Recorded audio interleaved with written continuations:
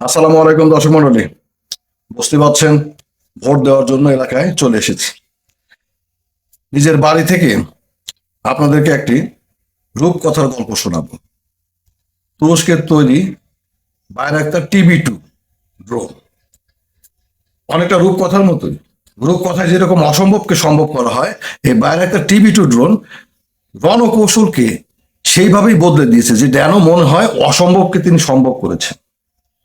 যে রণকৌশল এতদিন বড় বড় জেট বিমান, দামি দামি যুদ্ধাস্ত্র, বড় বড় যুদ্ধ জাহাজ ইত্যাদি দখলে ছিল, ট্যাঙ্ক অনেক কিছু, সেই যুদ্ধকে পুরোপুরি নিয়ন্ত্রণে নিয়ে এসেছে।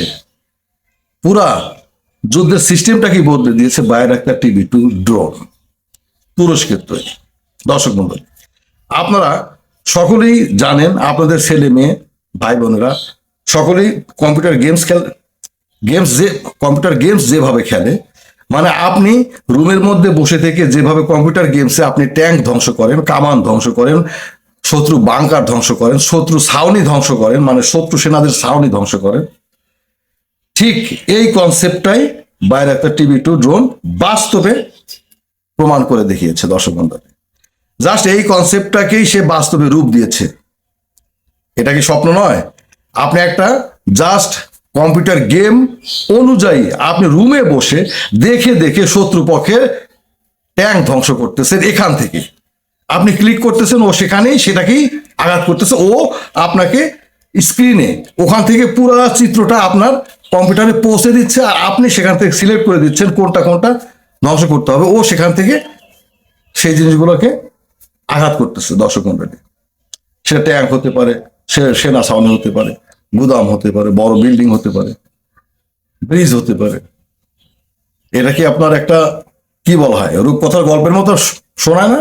ঠিক এই কাজটাই TB2 ড্রোন, আমি সহজ ভাষায় বললাম, TB2 drone, Bayraktar TB2 drone এই কনসেপ্টটাকে কাজে লাগিয়ে একটা যুদ্ধের গতি প্রকৃতি পরিবর্তন করে দিয়েছে। দর্শক মন্ডলী, সঙ্গে থাকুন, আদ্যপান্ত সবকিছু জানতে পারবেন, সবকিছু তুলে ধরবো। কথা হচ্ছে শেষ পর্যন্ত সঙ্গে থাকবেন এবং লাইক করবেন, শেয়ার করবেন, অপরকে শোনার ব্যবস্থা করে দেবেন। এই বায়রাক্তার TB2 ড্রোনটা মানে এই ড্রোন কেন্দ্রিক যুদ্ধ ব্যবস্থা, মানে ড্রোনের মাধ্যমে যুদ্ধের রণকৌশলের মোড় ঘুরিয়ে দেওয়ার এই কনসেপ্টটা আসলে দুইটা দেশ চিন্তা করতে বাধ্য হয়েছিল, বা দুইটা দেশ একটা নতুন কিছু চিন্তা করতে বাধ্য হয়েছিল, একটা তুরস্ক আর একটা ইরান। এই দুইটা দেশই মার্কিন বা পশ্চিমাদের নিষেধাজ্ঞার মধ্যে ছিল। ইরান একটু বেশি নিষেধাজ্ঞার মধ্যে ছিল, কিন্তু তুরস্ক অস্ত্র নিষেধাজ্ঞার মধ্যে ছিল। তুরস্কের কাছে কেউ অস্ত্র বিক্রি করতো না, আমেরিকাও অস্ত্র বিক্রি করতো না, নিষেধাজ্ঞা দিয়ে রাখতো। এখন কথা হচ্ছে এদের অস্তিত্ব টিকে রাখার জন্য এদের বিকল্প কোনো কিছু একটা করার প্রয়োজন ছিল, তৈরি করার প্রয়োজন ছিল। কিন্তু এদের আবার অর্থনীতি অত বড় নয়, সক্ষমতাও কম, স্বল্প মূল্যের কোনো কিছু দিয়ে যুদ্ধের নিয়ন্ত্রণ নিজের দিকে টেনে নেওয়া, এই ধারণা থেকে এই দুই দেশ এই ড্রোন কেন্দ্রিক যুদ্ধ ব্যবস্থার নীল নকশা আঁকতে থাকে এবং এইটা নিয়ে আগাইতে থাকে, এবং তারই ফলশ্রুতিতে তুরস্ক এবং ইরান দুইটাই ড্রোন প্রযুক্তিতে আজকে সারা বিশ্বে আলোড়ন জাগা নিয়ে। 2014 সালে এই TB2 drone, Bayraktar TB2 drone প্রথম আপনার আকাশে ওড়ে, কিন্তু তখন এটাকে কেউ পাত্তা দেয়নি। লিবিয়ার যুদ্ধে, লিবিয়ার গাদ্দাফি মারা যাওয়ার পরে লিবিয়াকে নিয়ে যে একটা গৃহযুদ্ধ চলতেছে, এর মধ্যে বিভিন্ন পক্ষ আছে। তার মধ্যে তুরস্ক একটা পক্ষ, রাশিয়া সহ আপনার এই যে আরব আমিরাত, মিশর, এরা আর একটা পক্ষ। তো এই যুদ্ধে এই বায়রাক্তার প্রথম আপনার মনে করেন যে তার কার্যকারিতা প্রমাণ করে। এই বিপক্ষের ট্যাঙ্ক, তারপরে কামান, এমনকি রাশিয়ান এয়ার ডিফেন্স পর্যন্ত ধ্বংস করে প্রথম আলোচনায় আসে। এরপরে নাগোর্নো কারাবাখের যুদ্ধে এটা তো একটা ইতিহাস তৈরি করে। নাগোর্নো কারাবাখ, যেটা আর্মেনিয়া আজারবাইজানের যে যুদ্ধটা হয়েছিল, এই যুদ্ধটা হচ্ছে গিয়ে আনুষ্ঠানিক। লিবিয়ার যুদ্ধটা গৃহযুদ্ধ বা অন্য টাইপের যুদ্ধ, একটা দেশের মধ্যেই পক্ষ বিপক্ষ। আর নাগোর্নো কারাবাখ দুইটা দেশের যুদ্ধ, আর্মেনিয়া আজারবাইজানের যুদ্ধ, এটা একটা পূর্ণাঙ্গ যুদ্ধ বলা যায়। এই যুদ্ধে TB2 ড্রোন পুরা বিশ্বকে হতবাক করে দেয়। শুধু তারা বেছে বেছে ট্যাঙ্ক, আর্টিলারি, সেনা ছাউনি ইত্যাদি ধ্বংস করে না, এগুলো আবার ভিডিও প্রকাশ করা হয়। ওই একই ড্রোন তিনি আঘাত করেন, মানে তিনি পুরা এলাকার উপরে ভেসে থেকে চিত্রটা কমান্ড সেন্টারে পাঠান, ওই যে আমি যেটা বললাম, কম্পিউটার নিয়ে একজন আপনার বসে থাকে, তিনি দেখেন, তাকে এটা দেখানো হয় এখানে এটা আছে, আমি কি করব, সে সিলেক্ট করে দেয়, সেখান থেকে সে আবার ওটাকে আঘাত করে সেটাকে নিখুঁতভাবে ধ্বংস করে, এবং সেটা আবার সে নিজের ক্যামেরায় আবার সেটা ধারণা করে, এবং সেই ভিডিও আমরা সকলেই দেখেছি। এই নাগোর্নো কারাবাখের যুদ্ধে টিভি2 সারা বিশ্বে হইচই ফেলে দেয়। দর্শক মন্ডলী, এরপরে ইউক্রেন যুদ্ধেও কিন্তু এটা ভালো ভূমিকা রেখেছে। ইউক্রেন যুদ্ধে প্রথম দিকে রাশিয়া কুল কিনারা করতে পারতেছিল না, কারণ এই ড্রোনটা সম্পর্কে আমি আরো বলবো। এই ড্রোনটা কেন এয়ার ডিফেন্সে ঠিক মতো শনাক্ত করা যায় না, বোঝা যায় না। আবার মনে করেন যে এটা কেন এত ইফেক্টিভ, বাইসা কেন অনেক সময় পায় সিদ্ধান্ত নেয়। ভাই, এই ড্রোনটা 27 ঘন্টা টানা আকাশে দাঁড়া থাকতে পারে, উঠতে পারে, এবং এক জায়গায় দাঁড়া থাকতে পারে আকাশে, আপনার মনে করেন ভেসে থাকতে পারে, আপনি চিন্তা করতে পারেন। আবার এটা গতিও আছে, ঘন্টায় 220 কিলোমিটার পর্যন্ত এটা চলতে পারে। শুধু তাই নয়, এটা আপনার অনেক কিছু করতে পারে। এবার মিসাইল বহন করতে পারে, 4-5টা করে মিসাইল বহন করতে পারে, লেজার গাইডেড মিসাইল, যেগুলো নিখুঁত, কোনোভাবেই আপনার হয় না। মানে সে আকাশে ভেসে থাকবে নিঃশব্দে, এটা কোনো সাউন্ড নাই ভাই, কোনো শব্দ নাই। যুদ্ধ বিমান যেদিক দিয়ে যায় তাফা করে ফেলায়, কিন্তু একটার কোনো সাউন্ড হয় না। সবচাইতে বড় কথা, এটা রাডার কিন্তু বিমানদেরকে কয়েকটা পদ্ধতিতে আপনার রাডারে শনাক্ত করে, বিমান মানে রাডার সিস্টেম বিমানকে শনাক্ত করে, এবং তারপরে সেই বিমানকে দিকে তারা মিসাইল ছড়ে, মানে এয়ার ডিফেন্স সিস্টেম। তার মধ্যে অন্যতম হচ্ছে যুদ্ধ বিমানগুলো, আপনারা দেখেন ওরা প্রচুর জ্বালানি খরচ করে, ওরা যে জায়গায় দিয়ে যায় পুরো এরিয়া উত্তপ্ত হয়ে যায়, গরম হয়ে যায়, অত্যন্ত গরম হয়ে যায়। একটা যুদ্ধ বিমান যখন চলে তার আশেপাশের বায়ুমণ্ডল প্রচন্ড গরম হয়ে যায়। এই হিটকে শনাক্ত করার মাধ্যমে রাডার সিস্টেম বিমানকে শনাক্ত করে, এটা একটা পদ্ধতি।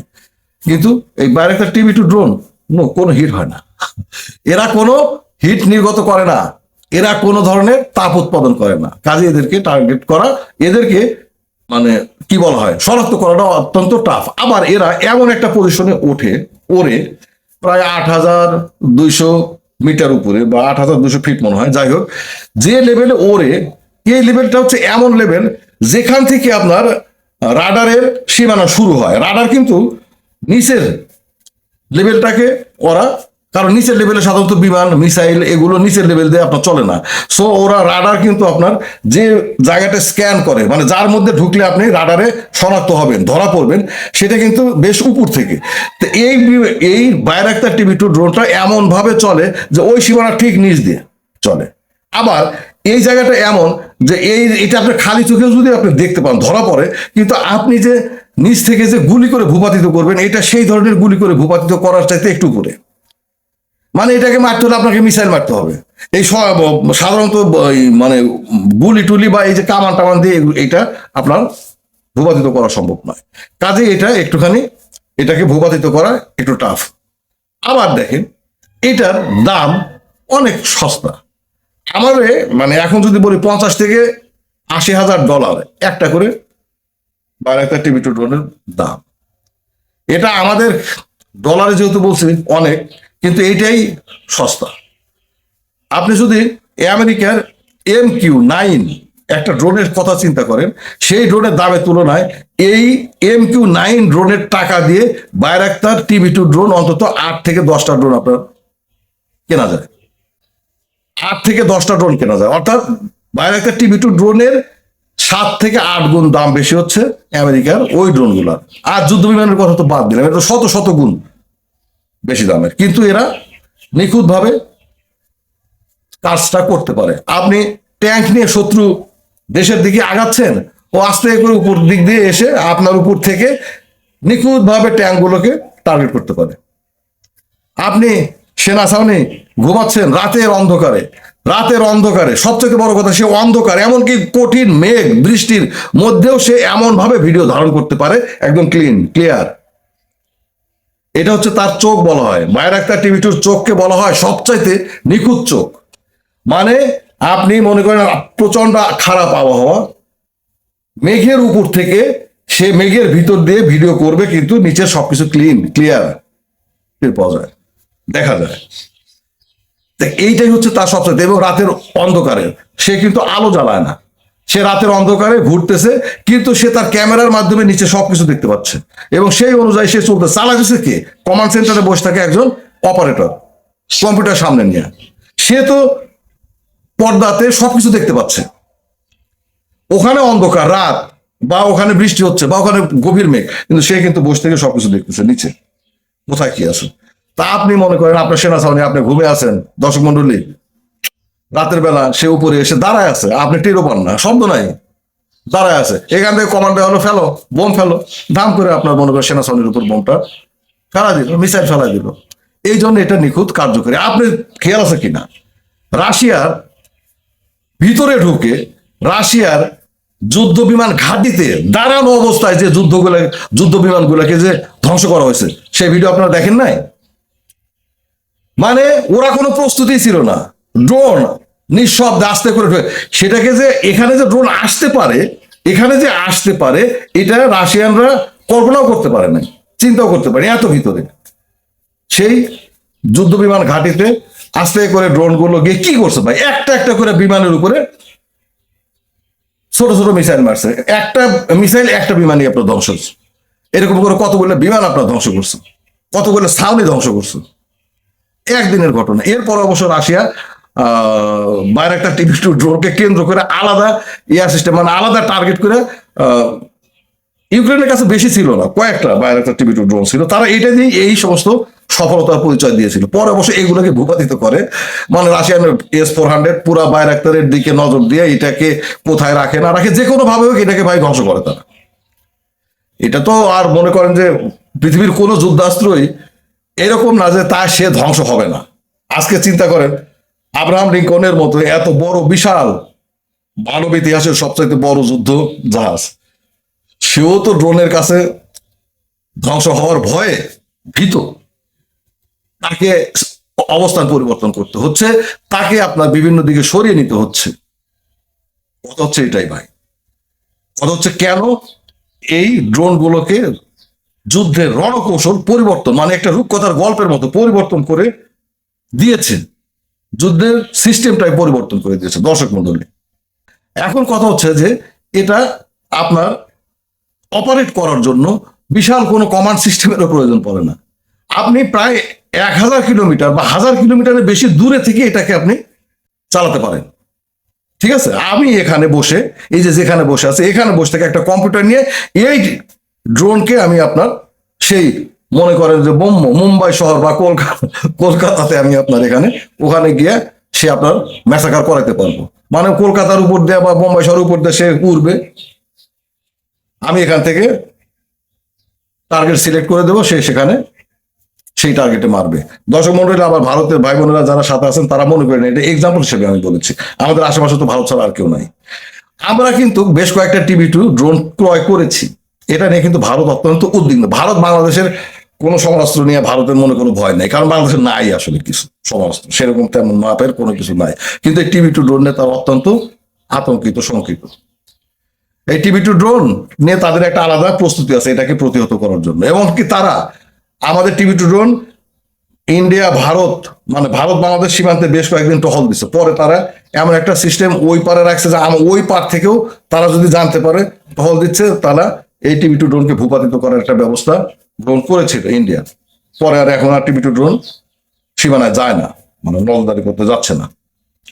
কথা হচ্ছে যে এটা আসলে একটা যুদ্ধের মোড়টাকে ঘুরে দেওয়ার মতো একটা প্রযুক্তি। এটা শুধু যুদ্ধাস্ত্র না, এটা একটা প্রযুক্তি, এটা একটা প্ল্যাটফর্ম। আবার এটা চাইলে আপনি যদি মনে করেন আপনার কমান্ড সেন্টার মানে যেখান থেকে এটা অপারেট করতেছেন, এটা হুমকির মধ্যে পড়ছে, যে কোনো সময় বোম আসে অন্য বিপক্ষ শত্রুপক্ষের সেটা ধ্বংস করে দিতে পারে, আপনি এটাকে এই কমান্ড সেন্টারকে জাস্ট কিছুই না, একটা কম্পিউটার সহ সামান্য কিছু যন্ত্রপাতি, এটাকে শিফট করে আপনি একটা ট্রাকের মধ্যে আপনি কমান্ড সেন্টার বসায় কাজ করতে পারেন। ট্রাক চলতেছে, আপনি কাজ করতেছেন। এই হচ্ছে অবস্থা দর্শক মন্ডলী। আপনি একটা ছোট একটা রুমের মধ্যে বসেও আপনি এটা পরিচালনা করতে পারবেন।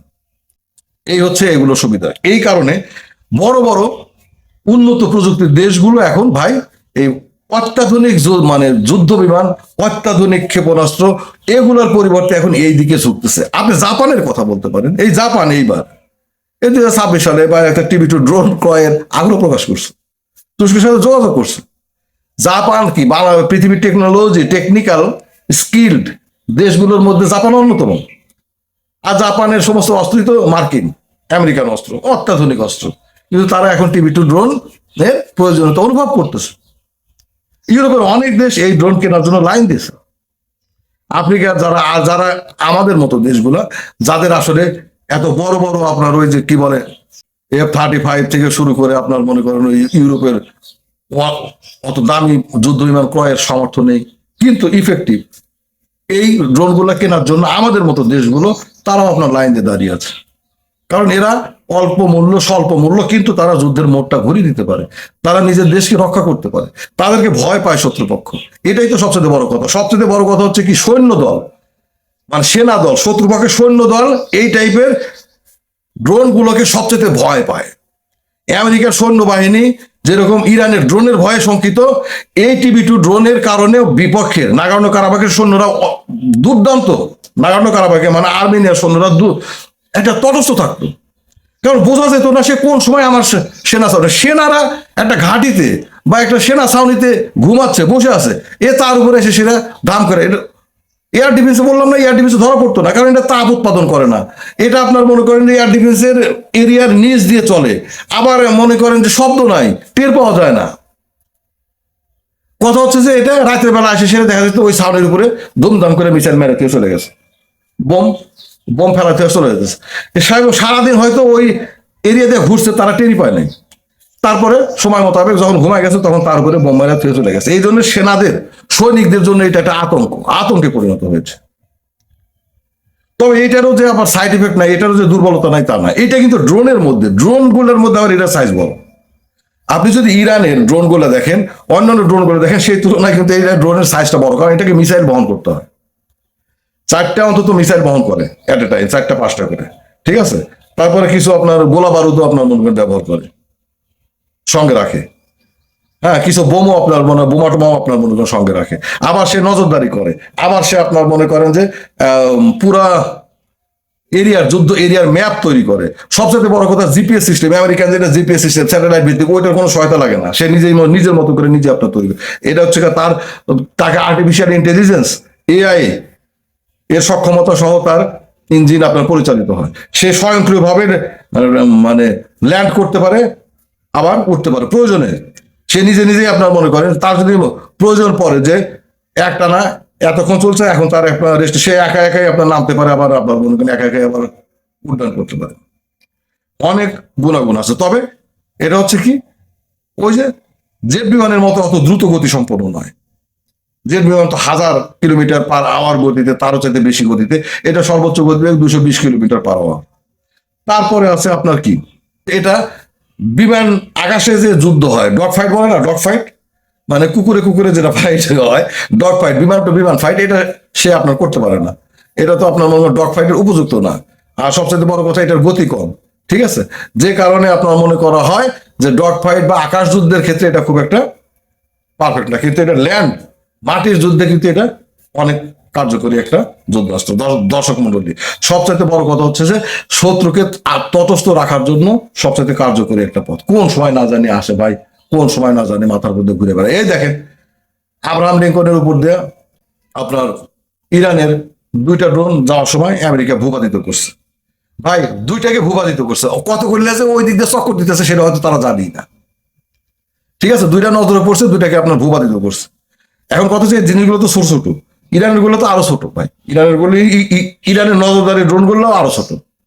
বাইরের TB2 বেশ সাইজে বেশ বড়, আপনার জানেন সকলে স্কিল। দর্শক মন্ডলী, এই হচ্ছে পৃথিবীর রণকৌশল ঘুরিয়ে দেওয়ার একটা অন্যতম যুদ্ধাস্ত্রের গল্প আজকে আপনাদেরকে শোনালাম। এটা হচ্ছে গরিবের বন্ধু ভাই। এই ড্রোনগুলা যারা অরক্ষিত, যারা দুর্বল, যাদের মানে বেশি অর্থকরী নাই, এই সমস্ত দেশের জন্য এই যুদ্ধাস্ত্রগুলো তাদের হিম্মতকে বাড়িয়ে দিচ্ছে, তাদের সার্বভৌমত্ব রক্ষার ক্ষেত্রে ভালো ভূমিকা তারা রাখতেছে। এটাই হচ্ছে সবচেয়ে বড় কথা। একটা পৃথিবীর ডিফেন্স সিস্টেমের পুরা চিত্রটাই পাল্টে দিয়েছে। আরো প্রযুক্তি নির্ভর, আরো অত্যন্ত উন্নত ড্রোন, আসতেছে এই সমস্ত দেশগুলোর কাছ থেকে, এই তুরস্কের কাছ থেকে, এই ইরানের কাছ থেকে। দর্শক মন্ডলী, ভালো থাকবেন। এরকম কন্টেন্ট শোনার জন্য যদি আপনাদের কোনো পছন্দ থাকে আপনারা জানাবেন, সেটার উপর আমি ভিডিও তৈরি করব। দর্শক মন্ডলী সঙ্গে থাকবেন, লাইক করবেন, শেয়ার করবেন, অন্যকে শোনার ব্যবস্থা করে দেবেন। ভালো থাকবেন দর্শক মন্ডলী।